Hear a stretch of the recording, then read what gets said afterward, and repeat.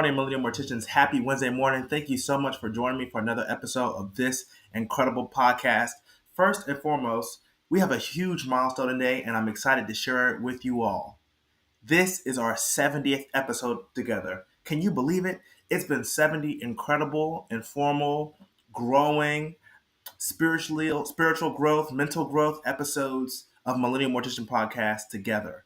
And there's so many more adventures to come, so many more deals to come, and so many more special guests to have on our podcast. I'm excited for the future. It looks bright.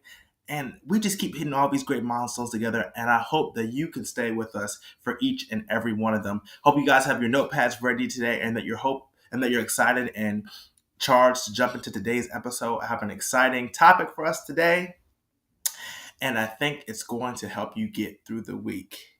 The title of today's episode is It Finished? Is it finished? I got the title for today's episode, because last week I had some family come in town over the weekend and we hung out, and they have a gift for cooking and making delicious foods and delicious cuisines. And the number one question I had, because my parents are huge cooks, is it finished yet? Is the food finished yet? Is it finished? And they would be like, no, Jaden, it's not done yet, or give me a little bit more time, or maybe 5 more minutes. And I learned something about that. With life and also in funeral services, the number one question people want to know is, are we done? Is it finished? And the interesting thing about our industry and about this business is grief is never really finished. It's only really occupied within itself and within the person who's handling it. It's finished from our end when we close the casket, when we seal the vault. On our end, in our minds, on the side of a funeral director and embalmer, that's our version of the service being concluded or finished, or the end of a memorial service, or when that pastor gives us that signal that tells us that they're wrapping up. That's our version of it's finished. But everybody's finished looks different, and everybody's finish is different. For families, the grief, the pain, the hurt, that never really leaves them. That's never really done. You can never really put a date or time or a moment on that healing, on that time with families. So how do you help someone finish something as difficult as death?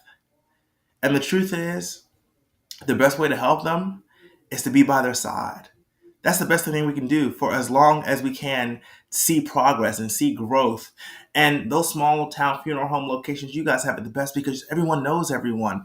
And you have the best chance of being able to help people after the services are concluded and are over, and you can check back in and make those calls and knock on the door or invite that family to lunch, just doing different things to help that concrete finishing, that completion of the healing process, or that part of the healing process to be done. Because grief, let's be honest, is a lifetime affair, and you really just learn how to handle it. And so a lot of times in life, we're just so busy with everything that's going on with life, with work, with school, with our education, with our personal growth and development.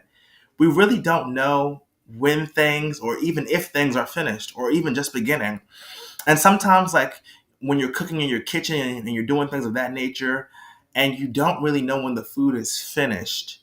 In life, sometimes we try to finish things too soon, before the cooking process or before everything has gotten to a point where it can be the best and you can give out the best product and give out the best result to your clients, to your families, and to the people around you.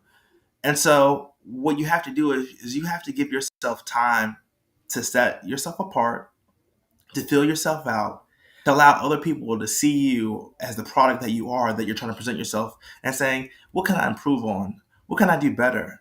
How can I help families heal better? How can I help my community be a better place? Am I finished? And retirement these days is not the same retirement it was 30 years ago, even though I'm far from it. Retirement in our brains means we're finished. But in this audience's brain, in the Millennial Mortician line, in our podcast, we know you're never truly finished. There's always the next chapter. So you're not finished. You're just waiting for the next door, the next opportunity, the next part of your life to begin. So this week, I encourage you all to do that.